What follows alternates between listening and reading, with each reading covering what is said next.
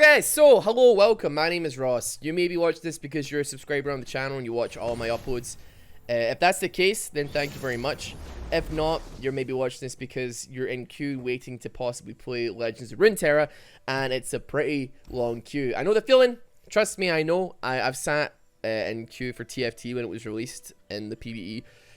18 hours, went to bed, got up, the server reset, so I understand the feeling. But hopefully you can sate your hunger for this game like I did by watching streams and watching games of it being played. Now, this isn't live, I just want to make that clear. This is footage that I got while I was at Riot, but still, I pretty much know what's going to happen, and I can probably try and talk you through exactly what's going on. So, the deck that I'm running is a Freljord, and I believe Piltover and Zon one. Now, the thing is, though, this is mostly a build that revolves around Poros and the way that I use Poros.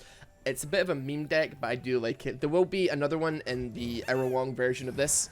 This is going to be an hour-long thing where you can just sit and chill while you wait in queue and watch this, and it's not going to be tremendously exciting, but hopefully I can just chill with you. So this is a Poro deck.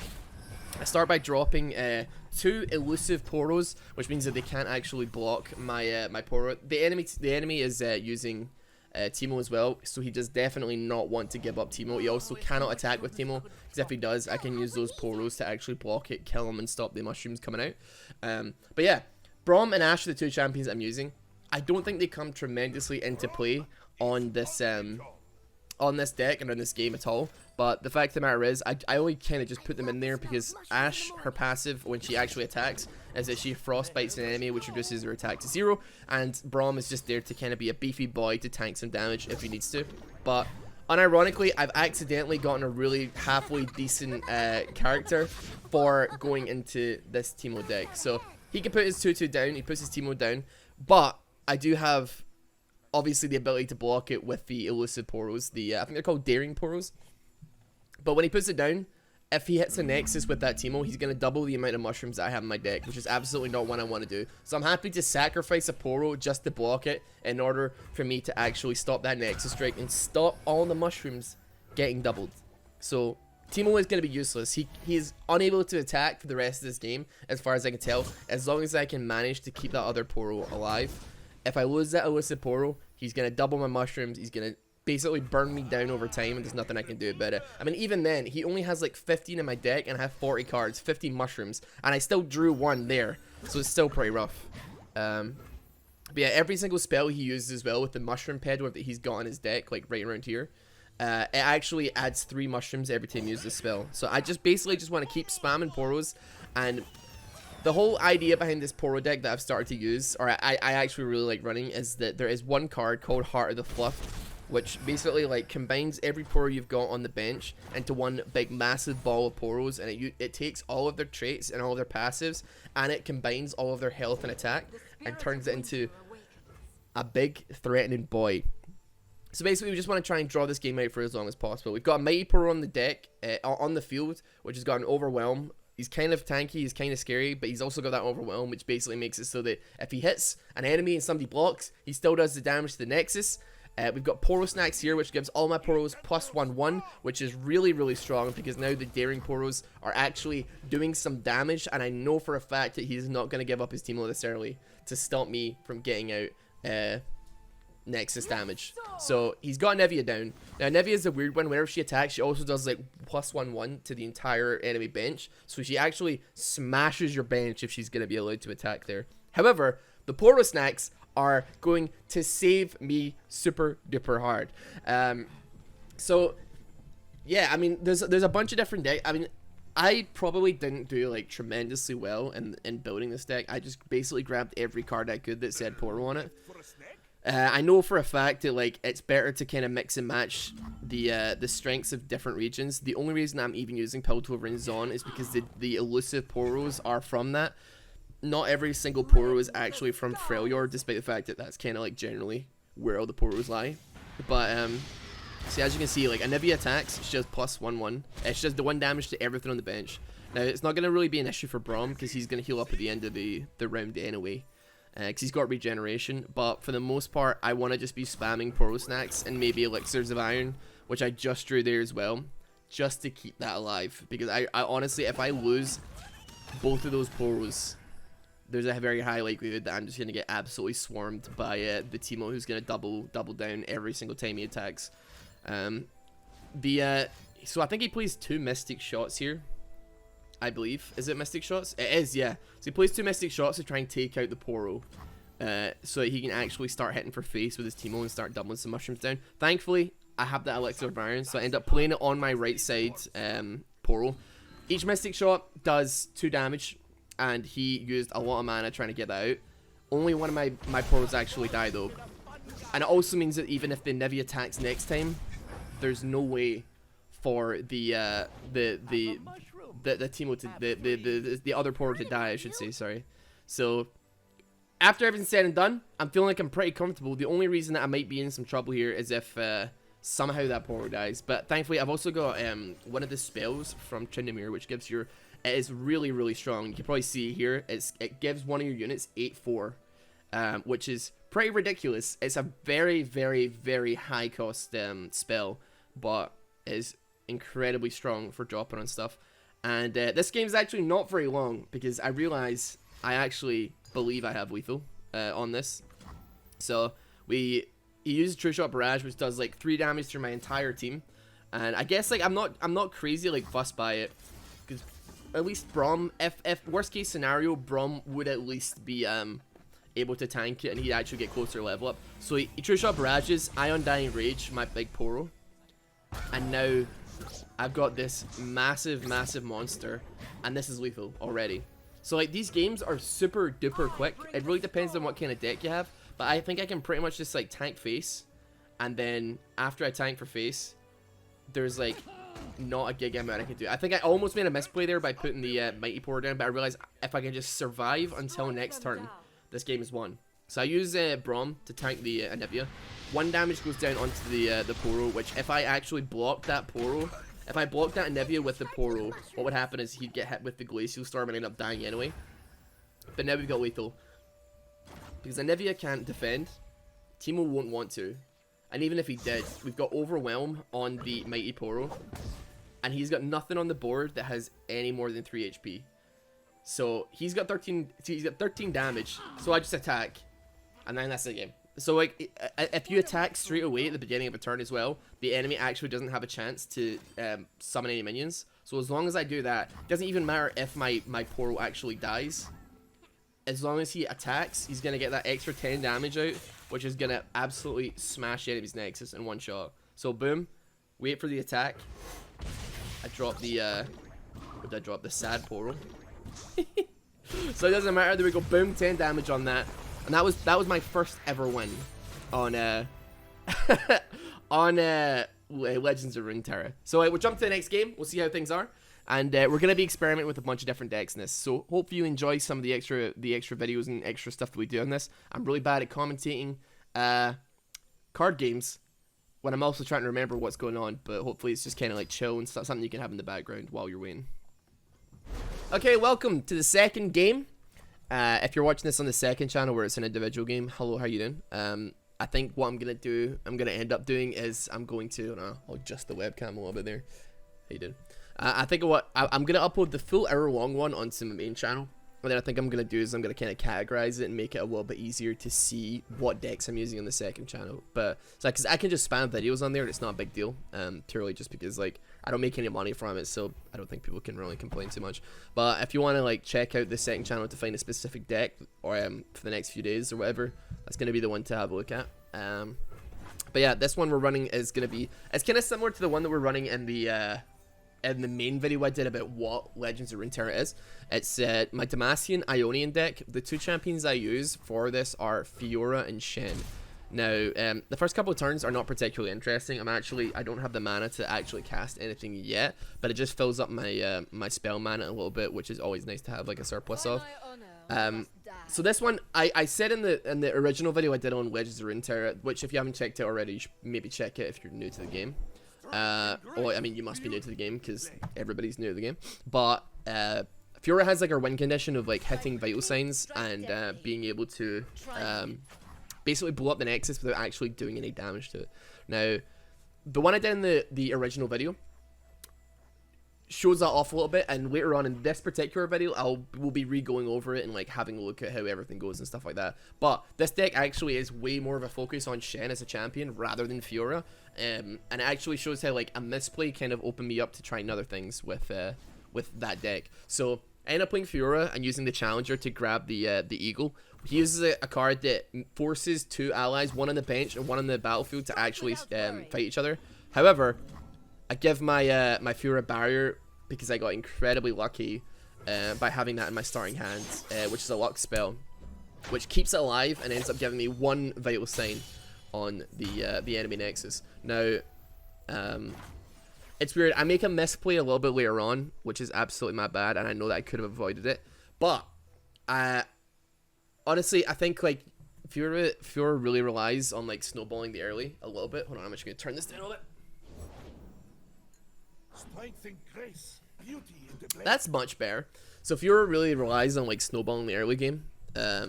If she doesn't, she finds it really difficult to get back into the game, I've found.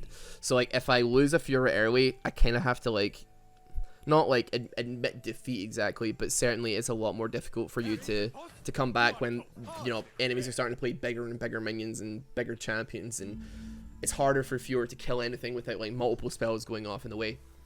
So here, I actually made a misplay. So I have a spell that would have kept that Fiora alive. It would give me +3 health on that. Instead, I played Shen, which left me without the mana to actually save her. So what ended up happening is, so like, I mean, I had the spell mana for that. I could have ended up playing that there, but Fiora ends up dying. But it's not the biggest deal in the world.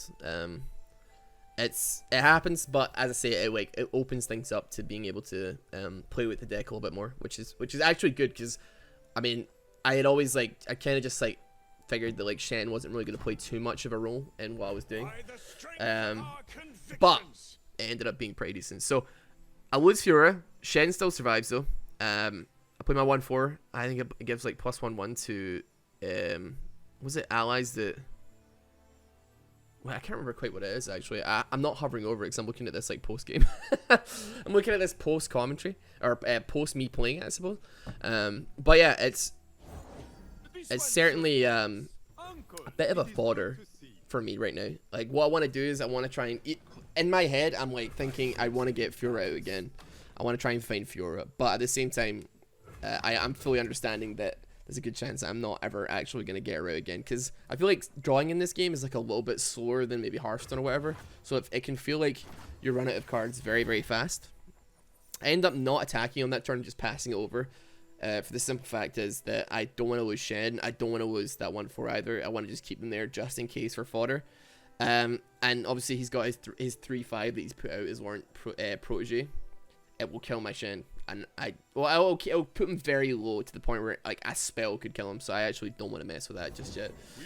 So he drops Garen, and I'm not gonna lie to you, I'm kind of sweating at this point. Like it's not looking like it's gonna be a good game. But I think I end up dropping the Remembrance on this turn, which is like, so for every minion that dies this turn, it lowers the cost by 1, and then what you can do is you can summon a random 5-cost Demacian follower. I don't know how many 5-cost Demacian followers there are, but I know like whatever one I got, I'm pretty happy with. I didn't really have an opportunity, and if you're running a deck with like an Avalanche or maybe like an Ezreal deck that you get like Mystic shots and stuff like that, I'd say it's a lot better to use that after you've killed some minions, because I mean it's 6 cost and it summons a 5-cost minion.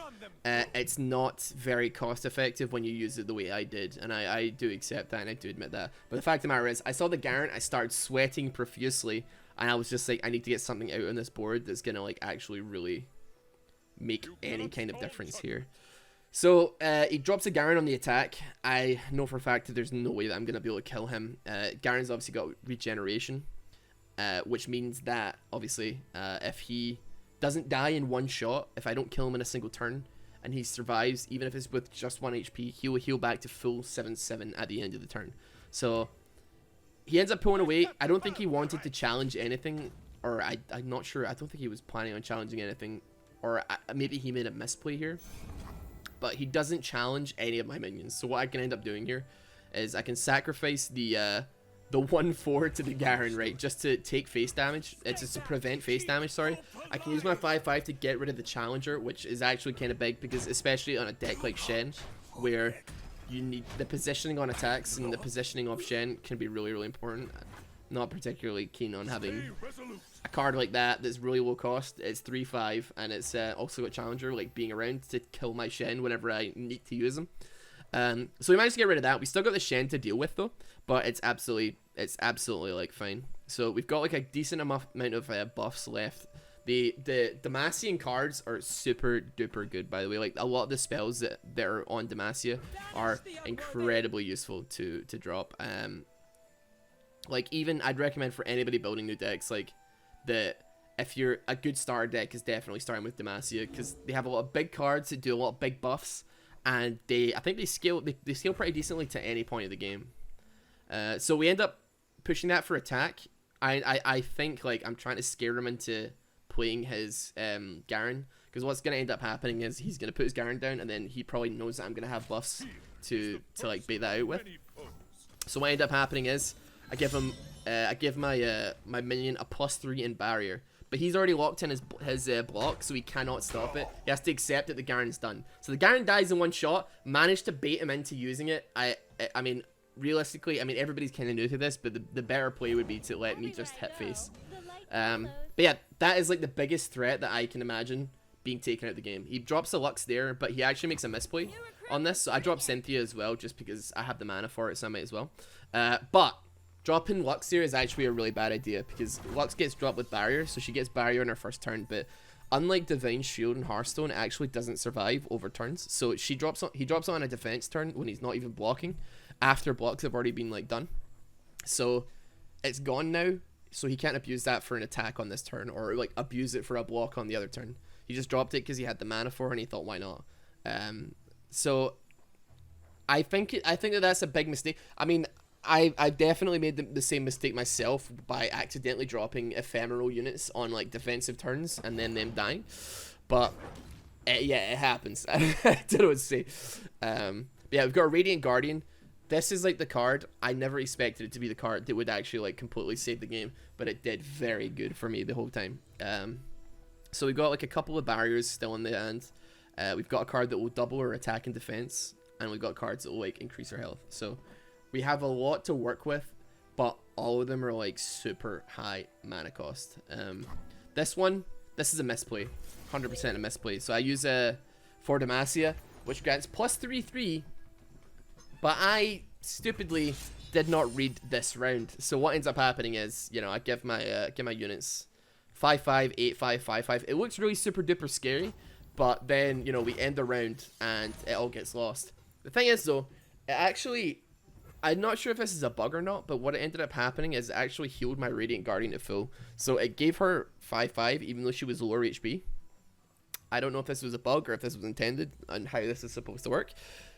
But I believe that that's not the way that that's supposed to do it. So I don't know. But what ends up happening is I'm able to use one of my other spells, which gives me double attack and double my health as well. So we drop that. And now we've got a 10/10 Radiant Guardian, which is looking mighty scary.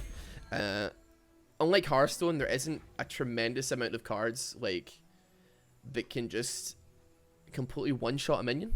I think there probably is a couple, but for the most part, like, it's like deal a certain amount of damage or stun an enemy to prevent them, or frostbite them to lower their attack and make them kind of useless for a turn. There's a lot like that, but to my knowledge, there isn't a tremendous amount of stuff that's just like, okay, kill that minion. So I'm fairly confident that, considering we're all pretty much running on like decks that we just cobble together in like 10-15 minutes, that he's not going to be able to take out my 10/8. So he uses an avalanche, which is 2 damage to like everything. It's not able to kill my Radiant Guardian, but it does kill my 1 cost follower, which is actually a really good follower, by the way. If you're running Demacia, you should. She's very cost effective. Like, I think she's 2/2 for 1 mana. But yeah, so I end up using one of Zed's spells here, which duplicates a champion. Lux ends up leveling up here because I think it's like every time she a spell is cast when she's on the board, she gets 1 point towards the level up, and I think after 4 spells she levels up. So she can get an ulti now. if she attacks, she can use her Final Spark. I don't know how much the mana cost is on it. I never really use Lux, tremendous amount, but what we end up happening is we manage to spawn two more Radiant Guardians with Ephemeral, Toughness, and Lifesteal. And now Lifesteal is very similar to the way that it works in Hearthstone. So I'm gonna heal it full off of damaging here onto the on my Nexus. Hold on, I'm just gonna get a quick drink. And now we finally get to use a bit of Shen. So he's gonna have to sacrifice an awful lot to stop a lot of damage coming out here. So what ends up happening is I drop Shen on the left, and he supports. Any support card will support the card directly to the right when they're attacking. So he clearly realized that there's no point in sacrificing a card to a 10-8 that isn't actually going to die anyway. And he's not going to be able to stop it. So he ended up killing my Shen to stop me getting any further barriers down. That being said, also my two ephemeral units also die at the end of the turn because they strike and get killed. But we got rid of Lux, we got rid of the other unit, and we've got a 3-1 that isn't particularly scary to deal with. I still have a Shen in my hand though, so I still have absolutely every chance of using him and making stuff happen with him, which is perfect. We can use that to, I mean, theoretically, if you were to use the Dawn and Dust thing that duplicates Shens, you could have a massive line of Shens supporting each other, and each of them gets barrier, and you just grant barrier down the entire line. I personally didn't want to use it in that way. I wanted to use it to get the big numbers down, like with the Radiant Guardian. But yeah, so just summon another Shen. He hasn't got any challengers, so I'm not particularly crazy. Now, I made a big mistake here. I actually used Dawn and Dusk on my Radiant Guardian way too early. I used it, and this is a common mistake that I made during my first couple of games, was that I spawn it, and then I realized, wait, it's ephemeral, it's going to disappear, and then I can't do anything with them on my defense phase. Something, if you're watching this and you haven't played your first game yet, be advised and be aware of it. It's super, it will catch you off guard. Just, it's really, it's not hard to check if you're on defense or attack, but sometimes you see a card, you see your mana, and the rounds can be somewhat confusing, and it happens. It just happens. Like, there's no way. Like, some of these games, I could have had lethal, and I did it on, I splurged all of my mana on defense, and then it was on ephemeral cards, and then at the end of the turn, they just all disappeared. So, yeah. So what we're left with is we have to just basically drop a couple low mana cost cards. We can't really do like a crazy amount on this yet. I think I may want to use that Judgment. It is a good card. It basically does like whatever units you use it on's attack to everything that's on the bench, or everything that's attacking, I believe. I don't know if it's attacking or on the bench, but with that, right, so I believe that you also take damage based on the judgments and stuff like that. But if we have Shen, we can basically prevent any damage being taken to our 10-8. So I'd imagine that he's going to want to block as much as he can and put as much down as he can. But this is all a trap. This is essentially one big giga trap. I'm basically trying to bait him into putting as many down as he possibly can. And realistically, I'd want either that 5-6 or that 4-4 is perfectly fine by me. So he's gonna pass his turn over to me. We put Judgment down. We pick that. So we have to strike all battling allies. All battling enemies, sorry, but whereas that would normally kill us on these, you know, by the time we get to that mighty Poro, because it will go left to right, striking every ally, and then I think it would apply damage back to the Radiant Guardian, the one that's got the barrier on it. Whereas it would normally kill us, we have the barrier from Shen that is really gonna like make this a lot easier for us here. So we managed to clear 4 off that board. Now, granted, we don't get any damage down because it was still blocked, but we've cleared an entire board minus 1 unit. We can very easily deal with that, and then we pull another Remembrance, which is going to allow us to draw another 5-cost Demacian unit.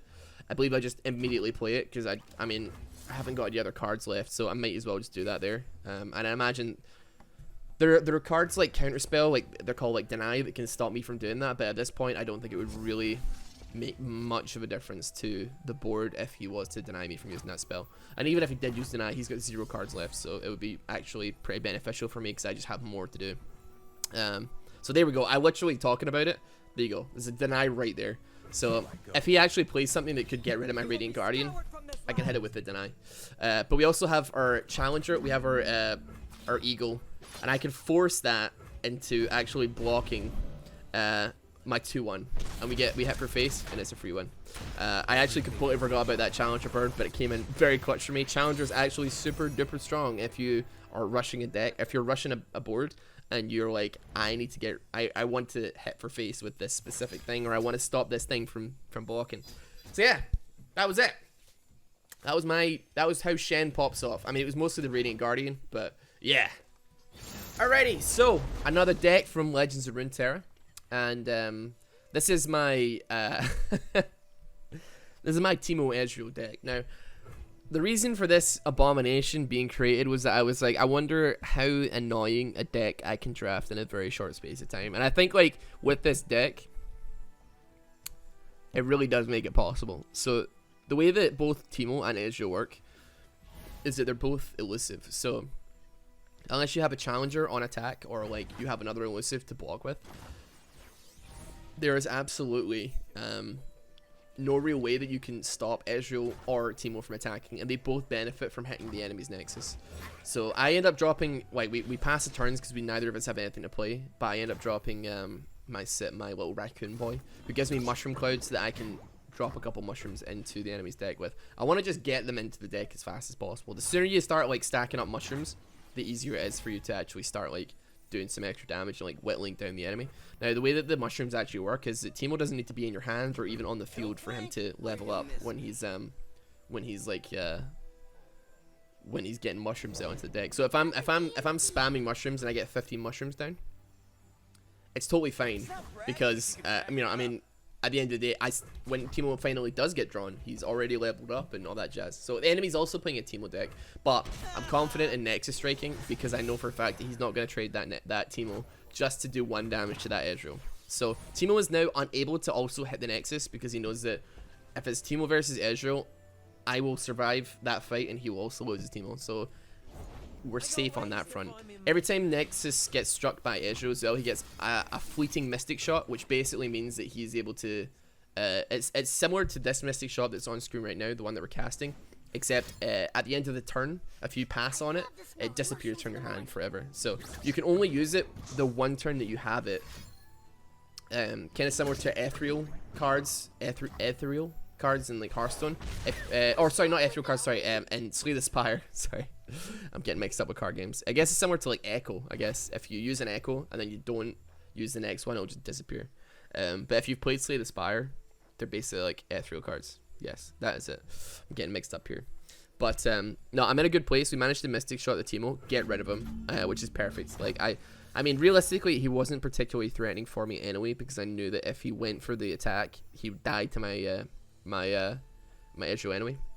But I actually have a lot to play with here. So, you know, we've got the counterfeit copies, which is like a really underratedly strong card. So when you actually play it, you can pick a card and you'll shuffle like 4 copies of it into your deck. So what I like to do is I like to use counterfeit copies and then turn 1 mushroom cloud into 4 more mushroom clouds, put it into the deck, and basically allow myself to like spam mushrooms in the enemy's deck as much as possible to try and whittle them down as much as I can. But on top of that as well, like, you know, we still got the this game is not so focused on Teemo, so I still use mushroom clouds like whenever I generally can, but I think the main focus on this is like a little bit more on Ezreal, who is you know, he's gonna get the free damage off, and it is weird. This person's running a very, very similar deck to myself, but Ezreal levels up by targeting a minion or anything really with Mystic Shot 8 times. Now, to me that sounds like a bit much. Although when he does level up, it is very strong. Whereas where you can get like, so like his Mystic Shots when he's not leveled up cost 2. So I drop my 2/2 raccoon there so that I can get rid of that 4/4 by giving 2 damage onto it and then taking it out with the Mystic Shot. But when Ezreal levels up, he does the exact same thing. His like health is like a little bit better, his damage is a little bit better. But the major thing is that whenever he attacks and Nexus strikes to get that Mystic Shot, it costs nothing. So you get free 2 damage every single turn, provided that nothing blocks the Ezreal. Which, I mean, it isn't crazy likely because like elusive cards aren't that uncommon and like challenger cards aren't that uncommon, but it's still like if you go up against a deck that doesn't have any elusive, doesn't have any challenger, which is pretty common, like you can demolish people and they have like no way of actually responding to it. I think like one thing that I would add to this deck if I had to change anything was having more kind of lower mid-cost cards that can just be like tanks and just like distract the enemy for as long as possible, because when you're doing what I'm doing here and you're spamming a deck full of minions, you're using up a lot of mana, but for doing that you don't have a lot on the board. Now I mean I say that like, you know, the enemy has one less unit than me, but they're also running a similar deck, and that could have very easily been me that had that. But so for the most part he puts down his 4-4 and his 1-3. I don't know why he put down Heimerdinger when it would just die. So we end up just trading 1 for 2. We get rid of the Heimerdinger, we get rid of the I think it's called the Chump Wump or something silly like that. And my Puff Cap met by Peddler is absolutely fine. So every time I cast a spell, whenever I cast a spell, he adds 3 more mushrooms onto the enemy's deck. So I'm spamming those mushrooms every single time I put 1 down. That adds 5. He adds another 3. If you have other Puff Cap Peddlers, they add another 3. I think the most I've ever had is like 1 mushroom cloud that added 5 was actually adding 11 per. And then if you have a Teemo there as well, that's doubling it, and also doubling the amount that's already in the deck. So you could easily be adding like 40 or 100 mushrooms per turn if you actually hit them with a Nexus and they haven't got anything elusive to stop it. So yeah, I use a spell that actually like kind of like it drops like 2 little mechanized scuttle crabs, just for the purpose of like having something there to block if we need to. I don't really want to give them up yet, but I like having them there as like meat shields. But still, he has got absolutely nothing to actually defend with. It looks like he doesn't even want to give up like his little raccoon boy to get rid of my minions either. I do believe that those are, I actually didn't realize that the mechanized scuttle crab boys were like ephemeral. So that's actually my bad. Had no idea. I should have realized that, and I kind of wasted that there. But still, I've got another one. I've got another scrap dash assembly, so it's like not a big deal. It's like not a big deal. I've got True Shot Barrage as well, which is gonna be super duper good to get some clear down if I need it. I'm not sure if I use it in this game, but it has certainly come in clutch for me in some other games. The used cast salesman as well, the one that's on the right, that's the 2-2. That has gotten me killed before. So I'd say maybe be advised when using that one. 20 HP on the Nexus is not actually a lot of HP. It has gotten me killed before. Just be careful using them, okay? That's it. But yeah, I'm feeling pretty confident. Like, so the way that the True Shot Barrage is, you pick a unit, it does 3 damage to that. Then you pick another unit, it does 2 damage to that, and then you pick another unit, it does 1 damage. So you can also target the Nexus. So I would want to say that on this turn, I can maximize my damage pretty well by True Shot Barrage and 3-2-1 on the Puff Cap Peddler, then the Raccoon, and then just hitting the Nexus for face as well. So, and then after that, basically, at this point, I believe I have enough mushrooms on his deck that all I need to do is just delay. He's got 6 HP, and I can get like 1 free damage off like every turn, pretty much, with the Ezreal minimum, provided he doesn't elusive it. And I've got like minion advantage by like a decently large margin as well. So like the thing with this kind of deck is it's just like really all about delaying as much as you possibly can to ensure that, you know, you get as many mushrooms stacked onto the enemy's deck as possible. The most mushrooms I've ever had in one single card draw is 6. I've been told that there's been a lot worse than that, depending on how long the game's gone on. Because it's random. I mean, you could put theoretically 5 mushrooms into a deck on your first turn, and then the enemy could draw a card, and all 5 have landed on that one card. So it's crazy random how it ends up dropping onto the deck. I don't think it like tries to spread it out. I think it just ritually rolls the dice and then picks a card, and then you have to deal with it. But yeah, I'm fairly confident that this is already lethal. If I just went straight for attack and didn't summon, it would not give him a chance to even respond, and he would probably lose anyway. But I made the choice of like summoning another card. I think I don't know why I would, but I don't know why I would, because that was just a terrible idea. Because now we can play the Winter's Breath or whatever and like frostbite all my units. But it's not the end of the world, basically. Like I'm so confident on this that I'm just playing it out and seeing kind of what happens. And I also around this time I'm also, you know, really trying to figure out what the potential is with how many mushrooms I can get. It sucks that we didn't actually even draw a single Teemo this game. As I say, like, drawing in the game can feel kind of slow. You can only put 3 champions into a hand as well. So sometimes it feels like you could get kind of screwed over just by being unlucky and not drawing the one champion that your deck revolves around, which for me on this deck was Teemo. However, Ezreal most certainly played out pretty hard for me. So like he avalanches, all that jazz, like it doesn't even really make a difference here. I'm just playing around with this at this point with like what I can do. But It's not bragging if you could it honestly doesn't matter. I attack anyway because, or do I attack? sounds dangerous. I believe I try and attack anyway because even though it does 0 damage, okay, it doesn't even attack. I thought it might still attack and then give me the mystic shot and I could just shoot it. But right now, it's no big deal. I've got like a lot of mana. I've got nothing to spend it on. He's got plenty of cards. But if he draws this next hand, this next card, and it has 2 mushrooms on it, which is pretty likely at this point, he's lost the game. So it's basically just an RNG fest. We're just gonna coin flip this and see if he loses or not. I may as well just play that. I think they're gonna disappear anyway at the end of the turn, but it doesn't matter.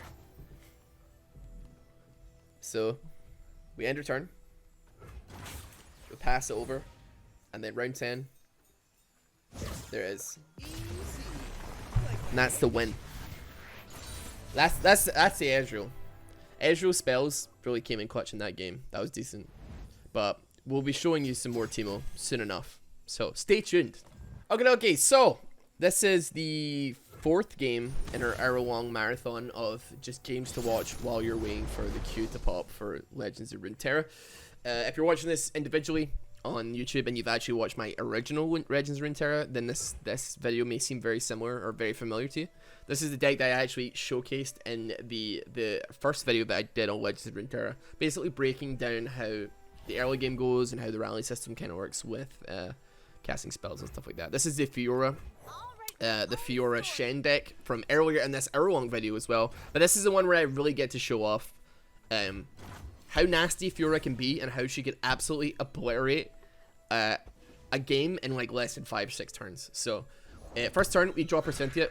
1 cost card, 2/2 is absolutely amazing, by the way. Like, it's really, really strong. I didn't attack with her because I'm an idiot and I'm a noob, but I forgot, and that happens all the time. There's going to be plenty of mistakes. Like, if you, let's say, I don't know, a year from now or whenever Legends of Runeterra comes out, you watch back this video, you're probably going to be, like, really, really offended, but at the same time, like, mistakes happen. The game's a little bit confusing at first, I would imagine. So, it's not the end of the world. But anyway, he drops his mana totem that gives him +1 mana at the beginning of every turn, which is fine. I can get rid of it really fast because I've got my 3 cost now, so I can drop the Fiora. I've also got the challenger, like little eagle boy. So I dragged the totem to get that free first vital sign proc. Use my 2/1 to get rid of the 5/2 as well, because there is no way in hell that I want to deal with that thing ever. And we can get an extra like 2 damage on the face. So smack that, boom. Vital sign proc. By the way, the animations in this are fantastic. By the way, like it's weird. Like it's a different experience than League of Legends. It's a very homely, like a very cozy feeling. I definitely could vibe with, you know, lying in bed on the laptop playing this game, just watching the animations and having just everything happen. It's a very like cozy game that you can cuddle up with, which is fantastic.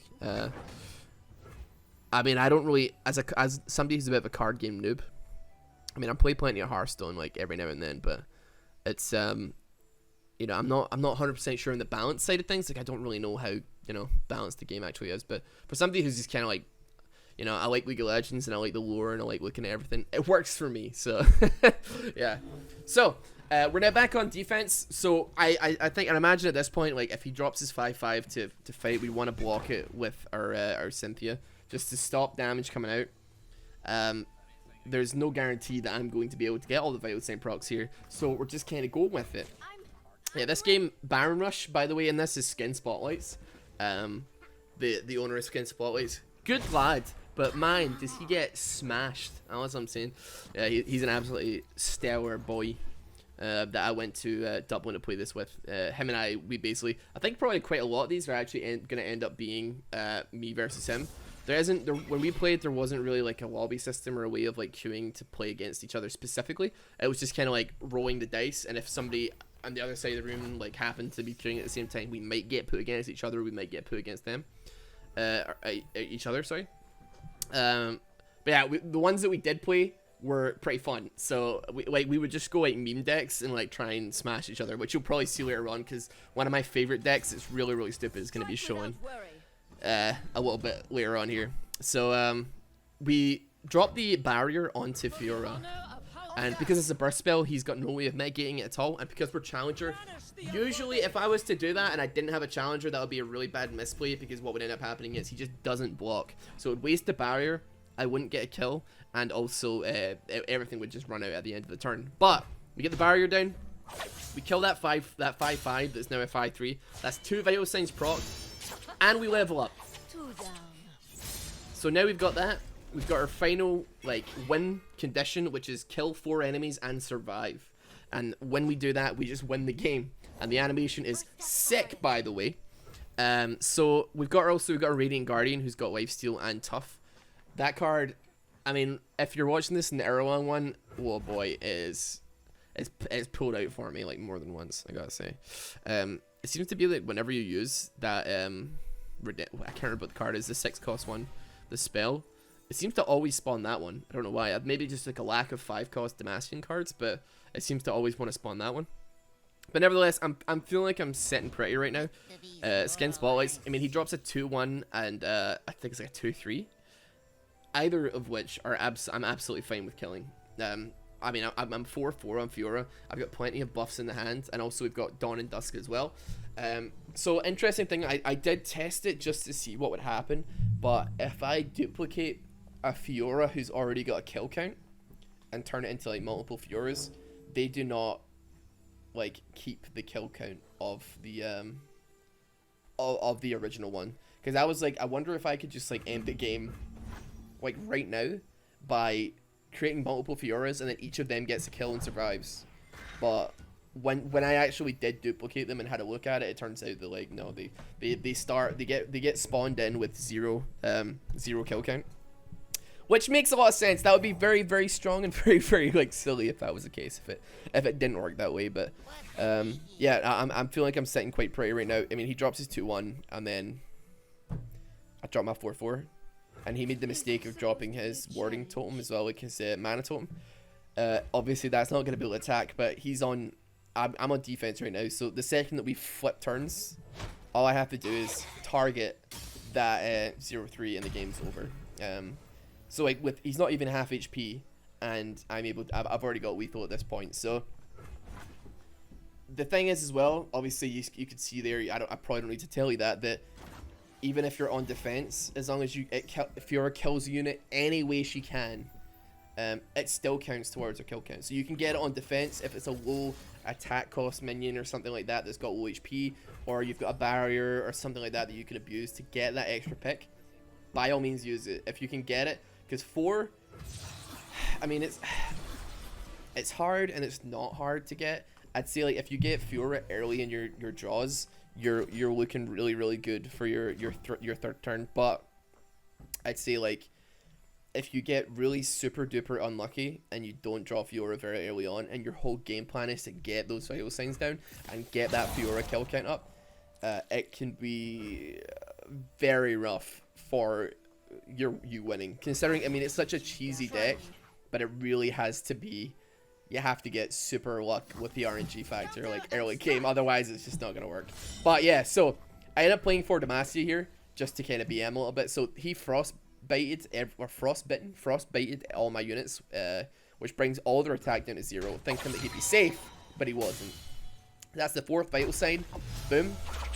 And then we get this really sick cool animation. And that's the win. So Skin Spotlights get smashed. So let's go into our next game.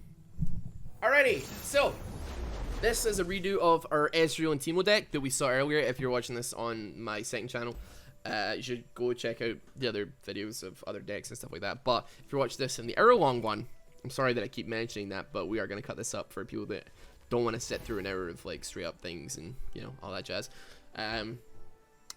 We ran an Ezreal Teemo deck, and we ended up not drawing Teemo like at all throughout the entire course of the game, which was really unfortunate, because our entire deck kind of revolves around Teemo ever so slightly, but we still managed to clutch a win. However, on this one, we draw Teemo in our first draw. Not the original 4 cards, but we get him on our first actual draw, which is cannot be understated how important that actually is. Getting him super duper early on. But yeah, nevertheless, we drop a Mushroom Cloud, we spawn Teemo, or we summon Teemo, and we get the Nexus Strike thing, which allows him to get 5 extra mushrooms onto the deck. So we're on turn 2, and we've got 10 out of the 15 mushrooms that are required to level Teemo up and make him a little bit more threatening. Now the Sinister Poro on the enemy team, I wouldn't be able to attack that with any of my units, because you need minimum 3 damage to actually block a unit that's fearsome. But he ended up giving it up really early, so that actually works for me. I don't think there would have been really anything I could have done to kill it, really. I don't have a tremendous amount of units that actually are +3, or with 3 attack, but it's all good anyway. So yeah, on his enemy turn, he's clearly running Elise. So he's got 2 Spiderlings that drop down. He summons a couple more, and then passes turn. Elise, when she levels up, she actually needs 3 Spiderlings on the field on a turn at the beginning of her turn for her to level up with. So safe to say I need to get rid of them, because if she does level up, it's going to make things very awkward, and when she attacks, she also spawns more and stuff like that. He also played this Haunted Pigling, which it's kind of like, it's almost like Yu-Gi-Oh, where or the old Yu-Gi-Oh, where you have to like sacrifice a minion in order to actually play that one. Or there's certain Hearthstone cards that are very similar to that, but it's like a 0 cost card that's 3/2, but you have to sacrifice a minion for it. So playing into like the decks like the Shadow Isles, where a lot of their cards are very low cost, but they don't last very long. I mean, you can sacrifice an ephemeral unit that's going to die at the end of the turn anyway, and you can end up getting like a lot out of that 3/2 very early on. So yeah, I managed to get another little bit of damage, like with the Mushroom Cloud, onto the enemy's deck. Level up Teemo, now he's a 2/2. Granted, he's not going to it's not breaking the bank damage wise, but I decided to use my my Scuttle Crab Assembly, and what we're going to do is we're just going to start trading here. We're going to get rid of as many Spiderlings as possible. That 2/4 with Fearsome, I am not going to be able to do anything about. However, the Haunted Pig Man thing is absolutely fine to get rid of. I'm happy to trade them, because honestly, as I say, or as I said before on the previous one that we did on the Teemo deck, a lot of this is about delaying. A lot of this is about trying to stop things happening as much as you can. Just halt the enemy as much as you can. Now, this was actually a visual bug, so what happens is it looks like I've drawn a Teemo, but you have to play a card for it to actually update into the spell that it was supposed to be. So it was actually a Teemo's Mushroom Cloud, which is absolutely fine. We're on attack. There's nothing particularly scary here either that we have to deal with, so we just drop as many mushrooms as we can, and then we hit for face with Teemo. I don't think I want to give up the Puff Cat Peddler, because we want to cast spells and just like keep stacking that. So if my calculations are right, on this attack we should have about 46 mushrooms on the deck, the enemy's deck right now. So every single card that he has left has minimum 1, but more likely 2+ on each draw. So he draws 1, has 2 on it, 2 damage to his Nexus. Good stuff. Same thing, like we just have to delay. We just have to make sure that we can survive, and that is like really the gist of like how this entire thing runs. So we get another Mushroom Cloud there. He's running a Shadow Ale one. There is not a tremendous. This is a solo Shadow Ale, so you can actually see at the top left what their deck comprises of. So to my knowledge, there is really not a tremendous amount of cards on the Shadow Ale's deck list that has elusive or challenger, really, for that matter, apart from notably Thresh has challenger, but he's running. Based on the Spiderlings that we can see, I would imagine that it's a Callista Elise deck that they're running. So we already have Callista out, who bonds with that little horseman guy, I guess the Spectral Rider. So what happens is when Callista watches the enemy dies, so her level up condition is that her allies die around her, which happens a lot because obviously with the Shadow Ales being a deck that comprises itself mostly of units that like die in one turn or after the attack, it's very easy to level up the Callista. And when she levels up as well, her attack is pretty nuts. So she, first of all, when she gets spawned, she bonds with a unit that basically means that they take damage instead of her. So what ends up happening is I tried to Mystic Shot the Kalista, completely forgetting about the bonding, and then it takes damage and dies, but she takes none, so I can't get rid of her yet. When she levels up though, every time she attacks, she resummons her bonded unit that has died.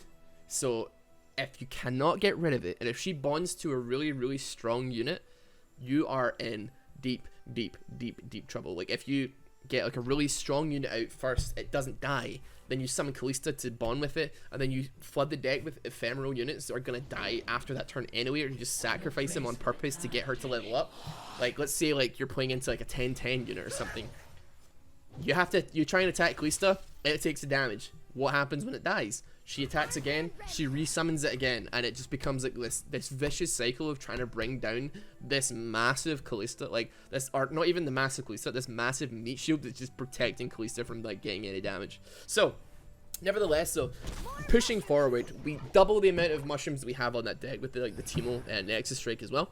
So at this point, I've lost count at this point, but we did have the Puffcat Peddler, and then we had another unit. So I'm gonna guess that there's probably just over 100 mushrooms on that enemy deck. He's getting 3 per, so that about works out to be probably about 90 to like 100, 110 probably, which is fantastic, by the way.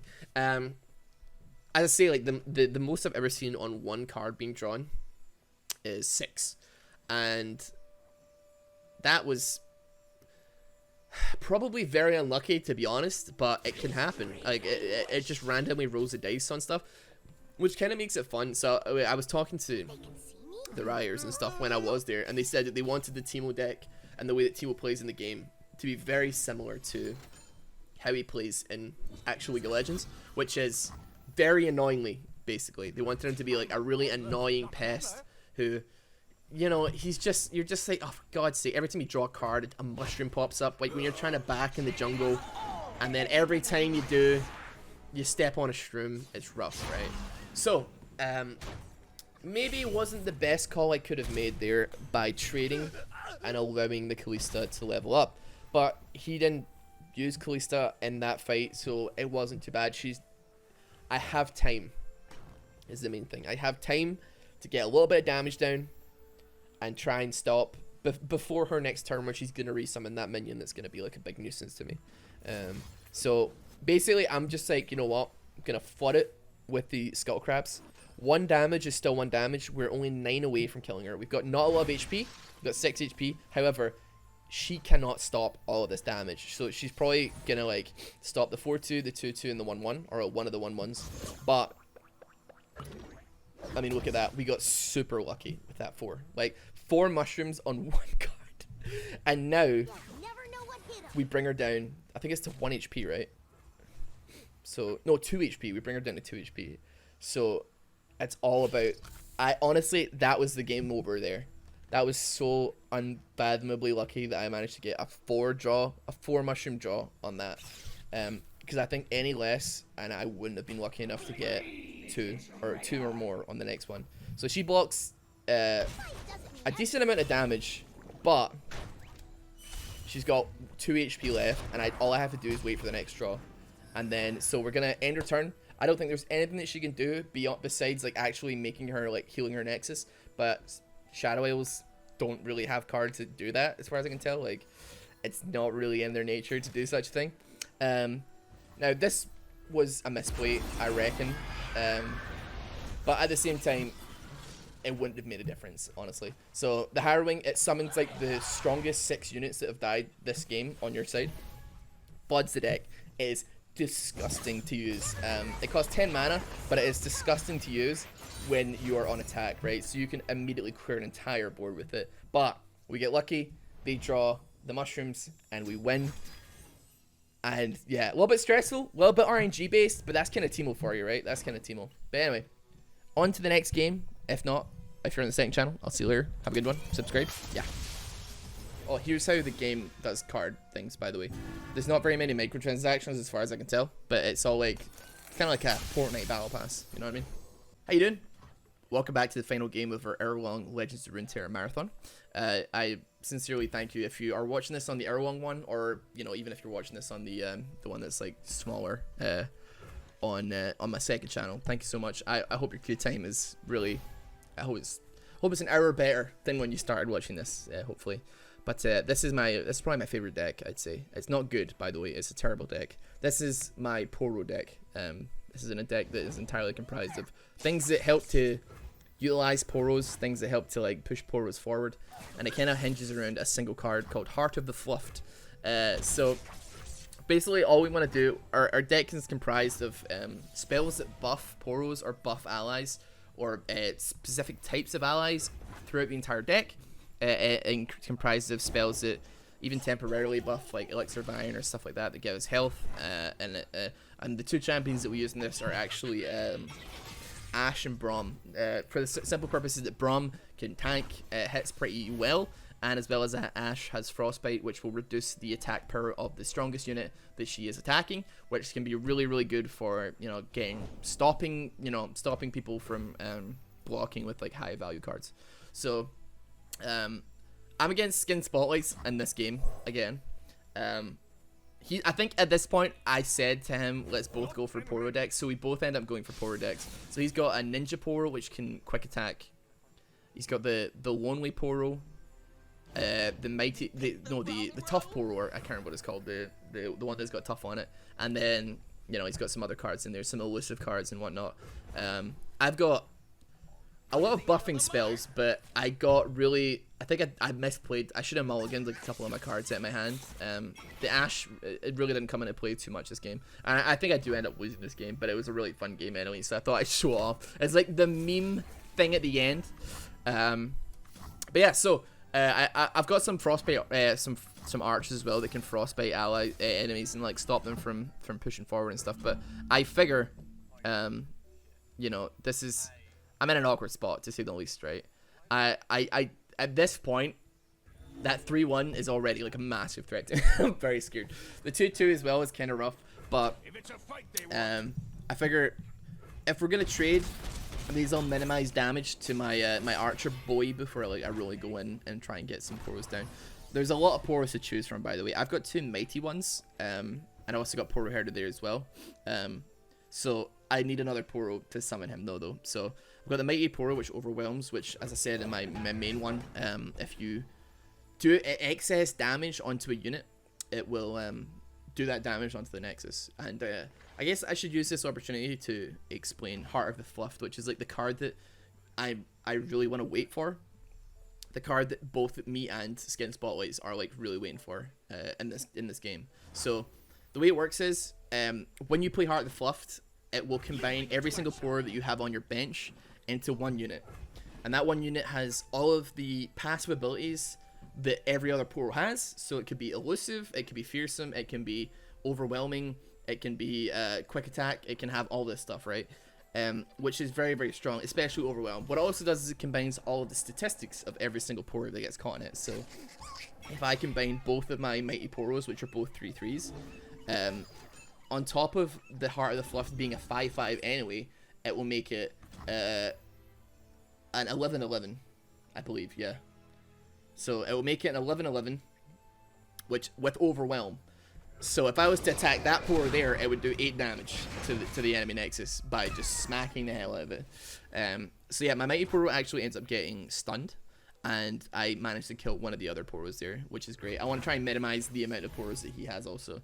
Now, there are downsides to this deck, which will be explained a little bit later on as well. You will definitely see when I get to the big mistake that kind of ruins the game for me a little bit. But it was totally worth it, and I regret nothing. But yeah, so we're just kind of delaying. It looks like it's looking really bad for us right now. We've got 13 HP already, and it's literally turn 5. But that being said, you know, we can still drop some minions. We can trade minions. We get rid of the Poros that he has just because we just need to get rid of them.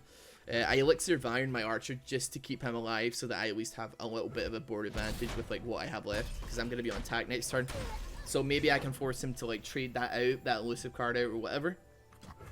But now I've got Poro, I can play Poro Herder, which is gonna give me 2 more Poros. So I get a Daring one, which is elusive, and I also get Heart of the Fluffed, which is what we've been waiting for this whole time. So now what we want to do is we just want to flood the board with as many Poros as we possibly can.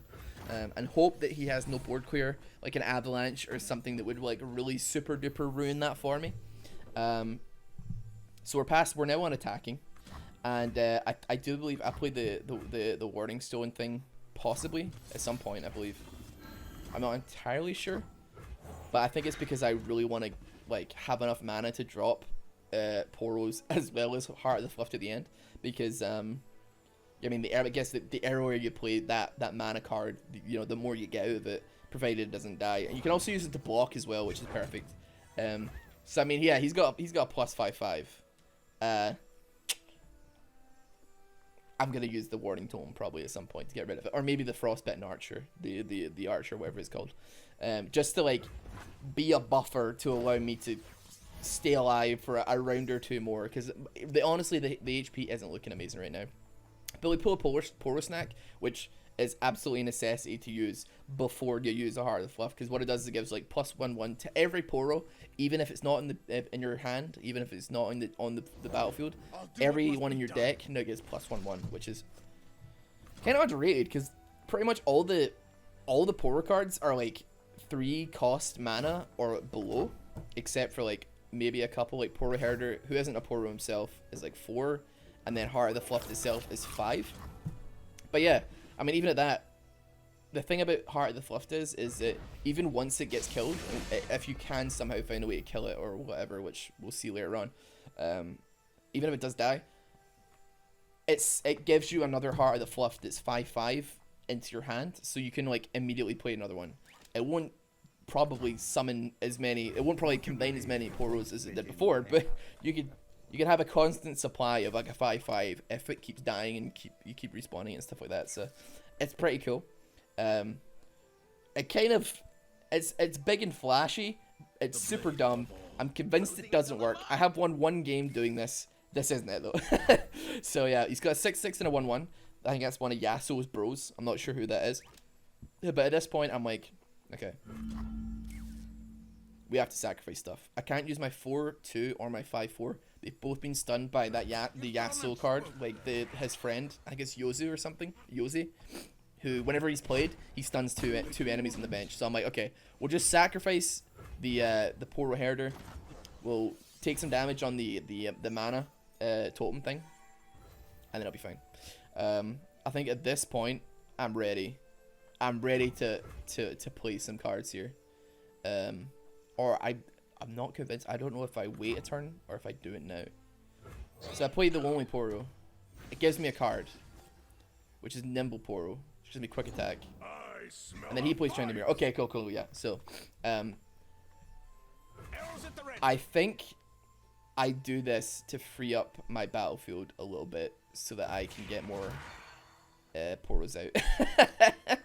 I think I attack with only those 2 cards for the sole purpose of letting them die, basically. That was a poor decision, I will say, because what ends up happening is Tryndamere's death, Tryndamere's level up condition, I mean, he doesn't do it now, but his level up condition is that he dies. So realistically, he should have probably put Tryndamere out there, actually, to smash me even harder. He should have put Tryndamere out there so that he would die and then level up, and then he gets a massive stat boost.